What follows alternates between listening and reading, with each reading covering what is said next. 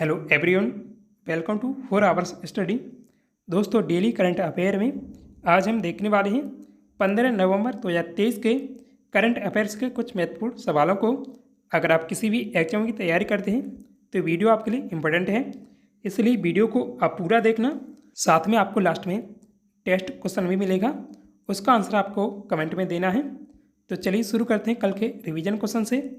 कल हमने देखा था 42वें विश्व चिकित्सा और स्वास्थ्य खेल 2023 की मेजबानी कोलंबिया देश के द्वारा की गई है। World organization for animal health यानी WOAH के 33वें सम्मेलन की मेजबानी नई दिल्ली के द्वारा की गई है।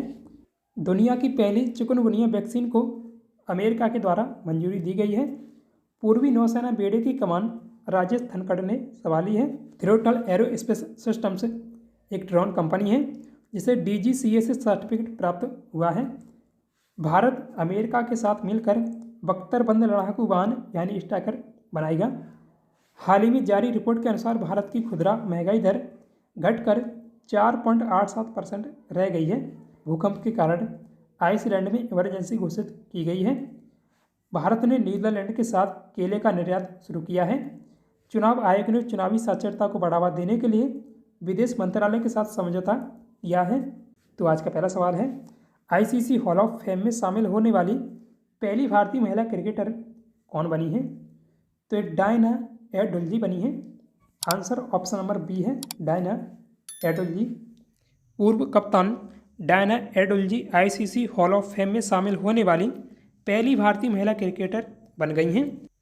उनके साथ भारतीय क्रिकेटर वीरेंद्र सहवाग और श्रीलंकाई क्रिकेटर अरविंद डी सिल्वा को भी सम्मानित किया गया है। तीनों को उनके कैरियर की शानदार उपलब्धि के लिए सम्मान दिया गया है। डायना एडुल्जी भारतीय महिला क्रिकेट टीम की कप्तान रही हैं और उसके बाद क्रिकेट प्रशासक भी बनी हैं। 67 वर्षीय एडुल्जी ने साल 1976 से 1953 तक 34 वनडे और 20 टेस्ट मैच खेले हैं। उन्होंने 34 वनडे में 46 विकेट लिए हैं और 211 रन बनाए हैं। एडुल्जी ने 20 टेस्ट मैच में 63 विकेट लिए और 404 रन बनाए हैं। वीरेंद्र सहवाग ने टेस्ट मैच में 8,586 रन बनाए हैं और वनडे में उन्होंने 8,273 रन बनाए हैं। सहवाग टेस्ट क्रिकेट में 2 बार ट्रिपल सेंचुरी बनाने वाले दुनिया के तीसरे बैट्समैन हैं। टेस्ट मैच में उनके 23 शतक हैं और वनडे में 15 शतक हैं। सहवाग ने अक्टूबर 2015 में क्रिकेट से संन्यास लिया था। अरविंद डी सिल्वा ने पहला वनडे 1984 में न्यूजीलैंड और आखिरी वनडे साल 2003 में ऑस्ट्रेलिया के खिलाफ खेला था। अरविंद डी सिल्वा ने साल 2003 में संन्यास लिया था। ICC हॉल ऑफ फेम एक समूह है जो क्रिकेट के इतिहास के दिग्गज खिलाड़ियों को सम्मानित करता है। CFDA फैशन आइकॉन पुरस्कार प्राप्त करने वाली पहली एथलीट कौन बनी है? तो सेरेना विलियम्स बनी है। आंसर ऑप्शन नंबर सी है, सेरेना विलियम्स। खेल की दुनिया में GOAT के नाम से मशहूर सेरेना विलियम्स को 2023 CFDA फैशन अवार्ड्स में CFDA फैशन आइकॉन अवार्ड से सम्मानित किया गया है। यह प्रतिष्ठित पुरस्कार पाने वाली वह पहली एथलीट बनी है। यह सम्मान सेरेना विलियम्स को जेंडिया, नाओमी कैम्पबेल और बेयोंसे और रिहाना जैसे पिछले CFDA फैशन आइकॉन पुरस्कार विजेताओं के समूह में उन्हें रखता है। विलियम्स ने अपने 27 साल के शानदार पेशेवर कैरियर के दौरान टेनिस कोर्ट के अंदर और बाहर लगातार गोल्ड फैशन ट्रेंड बनाई है। उन्होंने 2019 में अपना खुद का कपड़ों का ब्रांड एस फॉर सेरेना भी लॉन्च किया है। 2023 CFDA fashion awards Amazon fashion द्वारा प्रस्तुत किए गए थे। यह 6 नवंबर 2023 को American music of natural history में सारा जेसिका पार्कर की मेजबानी में हुआ है। Council of fashion designers of America यानी CFDA की स्थापना 1962 में हुई थी। हाल ही में किस देश ने टिकटॉक पर बैन लगा दिया है? तो नेपाल के द्वारा ये बैन लगाया गया है। आंसर ऑप्शन नंबर बी है, नेपाल। 13 नवंबर को नेपाल की सरकार ने चीन के सोशल मीडिया प्लेटफॉर्म टिकटॉक पर बैन लगा दिया है। नेपाल में इसे साल 2017 में लॉन्च किया गया था। नेपाल सरकार की कैबिनेट मंत्री रेखा शर्मा ने बताया कि देश में टिकटॉक सामाजिक सद्भाव पर नकारात्मक असर डालता है। साल 2022 में नेपाल में टिकटॉक से साइबर अपराध करने के 1647 मामले दर्ज किए गए थे। साल 2020 में गलवान घाटी हिंसा के बाद भारत ने भी इसे यानी टिकटॉक को बैन कर दिया था। भारत के बाद Australia, Belgium, Canada, Afghanistan, Denmark, Netherlands, New Zealand और कनाडा ने भी टिकटॉक बैन कर दिया। चीनी डेवलपर बाइट डांस ने सितंबर 2016 में चीन के लिए टिकटॉक को लॉन्च किया था। टिकटॉक को साल 2017 में इंटरनेशनल मार्केट में लॉन्च किया गया था। नेपाल की राजधानी काठमांडू है और इसकी मुद्रा नेपाली रुपया। राष्ट्रपति रामचंद्र पौडेल हैं। नेपाल के प्रधानमंत्री पुष्पकमल दहल हैं। भारत ऑर्गेनिक्स ब्रांड किस केंद्रीय मंत्री ने लॉन्च किया है? तो केंद्रीय गृह मंत्री अमित शाह के द्वारा ये लॉन्च किया गया है। आंसर ऑप्शन नंबर बी है, Amit Shah. National corporative Organics limited यानी NCOL का भारत ऑर्गेनिक्स ब्रांड केंद्रीय गृह और सहकारिता मंत्री अमित शाह के द्वारा लॉन्च किया गया है। अमित शाह ने NCOL का लोगो, वेबसाइट और विवरण का भी लॉन्च किया है। उन्होंने 5 सरकारी समितियों को NCOL सदस्यता प्रमाण पत्र भी प्रदान किए हैं। उन्होंने नई दिल्ली में NCOL द्वारा सरकारी समितियों के माध्यम से जैविक उत्पादों को बढ़ावा देने पर आयोजित राष्ट्रीय संगोष्ठी को भी संबोधित किया। NCOL शुरुआत में भारत में 6 जैविक उत्पाद अरहर दाल, चना दाल, चीनी, राजमा, बासमती चावल और सोनाम सूरी चावल बेचेगा। इन्हें मदर डेयरी के सफल आउटलेट्स और ऑनलाइन प्लेटफार्म के जरिए बेचा जाएगा। NCOL का मुख्यालय गुजरात में है। राष्ट्रीय डेयरी विकास बोर्ड इसका मुख्य प्रवर्तक है। इसकी स्थापना बहुराज्य सरकारी समिति अधिनियम 2002 के तहत की गई थी। 2020 के आंकड़ों के अनुसार भारत जैविक कृषि भूमि में विश्व स्तर पर 4थे स्थान पर है और उत्पादकों की संख्या में पहले स्थान पर है। प्रमाणित जैविक प्रमाणीकरण के तहत भारत में 27 लाख हेक्टेयर भूमि है। मध्य प्रदेश, उत्तराखंड, गोवा, महाराष्ट्र, गुजरात और उत्तर पूर्वी कुछ ऐसे राज्य हैं जो प्रमाणित जैविक भूमि में अग्रणी हैं। 42वां भारत अंतर्राष्ट्रीय व्यापार मेला कहाँ शुरू हुआ है? तो इसका आयोजन नई दिल्ली में किया जाता है। आंसर ऑप्शन नंबर बी है, नई दिल्ली। भारत अंतर्राष्ट्रीय व्यापार मेला 2023 नई दिल्ली के प्रगति मैदान में 14 नवंबर को शुरू हुआ है। केंद्रीय वाणिज्य और उद्योग राज्य मंत्री अनुप्रिया पटेल और सोम प्रकाश ने भारत मंडपम के सभागार में इस मेले का उद्घाटन किया। यह इसका 42वां संस्करण है और इसका आयोजन 27 नवंबर 2023 तक जारी रहेगा।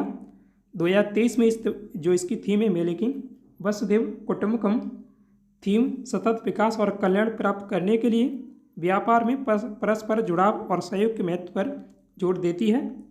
मेले में भारत और विदेश से 3000 से अधिक प्रदर्शक हिस्सा लेंगे। इस आयोजन में विदेश से 13 देशों के प्रतिनिधि भाग लेंगे। ये देश हैं अफगानिस्तान, बांग्लादेश, ओमान, मिस्र, नेपाल, ईरान, UAE आदि। बिहार और केरल इसमें भागीदारी राज्य हैं। दिल्ली, जम्मू कश्मीर, झारखंड और महाराष्ट्र और उत्तर प्रदेश फोकस राज्य हैं। भारत अंतर्राष्ट्रीय व्यापार मेले की शुरुआत 1980 में हुई थी। हाल ही में किस भारतीय क्रिकेटर ने अंतर्राष्ट्रीय और घरेलू क्रिकेट से संन्यास लिया है? तो गुरकीरत सिंह मान ने यह संन्यास लिया है।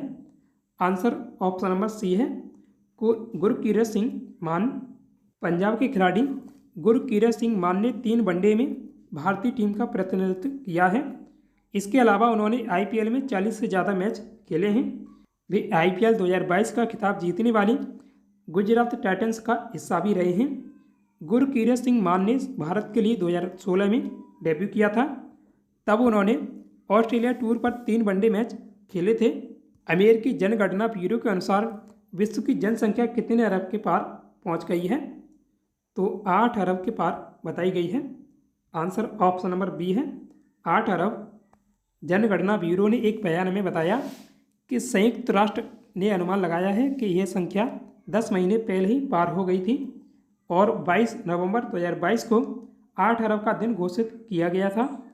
यह विसंगति गणना के दौरान अलग तरीका अपनाने या गणना न किए जाने के कारण उत्पन्न हुई है। कईयों के पास जन्म और मृत्यु को रिकॉर्ड करने की प्रणाली का अभाव है। भारत और नाइजीरिया जैसे कुछ सबसे अधिक आबादी वाले देशों ने 1 दशक से अधिक समय से जनगणना नहीं की है। अनुमान में कहा गया है कि विश्व जनसंख्या वृद्धि जारी है और यह 6 से बढ़कर 8 अरब हो गई है। 13 नवंबर को सेंट्रल पॉल्यूशन कंट्रोल बोर्ड यानी CPCB की रिपोर्ट के मुताबिक दिवाली के बाद किस शहर में प्रदूषण बढ़ा है? तो दिल्ली और भोपाल, इन दोनों में प्रदूषण बढ़ा है। आंसर ऑप्शन नंबर सी है, ए और बी दोनों। 13 नवंबर को सेंट्रल पॉल्यूशन कंट्रोल बोर्ड यानी CPCB की रिपोर्ट के मुताबिक दिवाली के बाद दिल्ली और भोपाल में प्रदूषण बढ़ा है। भोपाल में पहली बार सीजन में 300 तक पहुंचा है। 13 नवंबर को दिल्ली का AQI 70% बढ़कर 358 हो गया है। 12-13 नवंबर के बीच देश में 52 शहरों का AQI 300 से ज़्यादा रहा है। 52 शहरों में से 12 शहर बिहार और 8 शहर उड़ीसा के हैं। दिल्ली का पार्टिकुलेट मैटर यानी PM 999.5 और भोपाल का PM 973 अंक रहा है। शुद्ध हवा का AQI 0 से 50 के बीच और क्वालिटी संतोषजनक AQI 51 से 100 के बीच होता है। खराब AQI 101 से 200 के बीच होता है और बहुत खराब AQI 201 से 300 के बीच रहता है। AQI 401 के पार जाने पर हवा की क्वालिटी सबसे ज़्यादा खराब रहती है। बीकानेर वाला स्वीट्स के संस्थापक कौन थे जिनका अभी हाल ही में निधन हुआ? तो केदारनाथ अग्रवाल थे। आंसर ऑप्शन नंबर सी है, केदारनाथ अग्रवाल। 13 नवंबर को बीकानेर वाला स्वीट्स के संस्थापक लाला केदारनाथ अग्रवाल का 86 वर्ष की उम्र में निधन हुआ। उन्होंने साल 1950 में बीकानेर वाला स्वीट्स की स्थापना दिल्ली में की थी। लाला केदारनाथ ने दिल्ली की सड़कों पर भजिया रसगुल्ले बेचकर अपने कैरियर की शुरुआत की थी। यहाँ डबल लग गया है। दिल्ली के चांदनी चौक में उन्होंने काकाजी नाम से दुकान खोली, जिसका नाम आगे चलकर बीकानेर वाला कर दिया गया। दिल्ली में सबसे पहले मूंग दाल का हलवा भी बीकानेर वाला स्वीट्स ने ही बनाया था। बीकानेर वाला स्वीट्स के भारत में 60 आउटलेट्स मौजूद हैं। बीकानेर वाला स्वीट्स के आउटलेट्स भारत के अलावा अमेरिका, न्यूजीलैंड, नेपाल, सिंगापुर और UAE में मौजूद हैं। बीकानेर वाला स्वीट्स का सालाना टर्नओवर 2000 करोड़ रुपए है। शांति और विकास के लिए विश्व विज्ञान दिवस का मनाया जाता है। तो ये दिवस हर साल 10 नवंबर को मनाया जाता है। आंसर ऑप्शन नंबर बी है, 10 नवंबर। यह दिवस समाज में विज्ञान की महत्वपूर्ण भूमिका और उभरते वैज्ञानिक मुद्दों पर बहस में व्यापक जनता को शामिल करने की आवश्यकता को उजागर करने के लिए मनाया जाता है। 2023 में इस दिवस की थीम है विज्ञान में विश्वास का निर्माण। पहला विश्व विज्ञान सम्मेलन यूनेस्को और अंतर्राष्ट्रीय विज्ञान परिषद द्वारा 1999 में बुडापेस्ट में आयोजित किया गया था।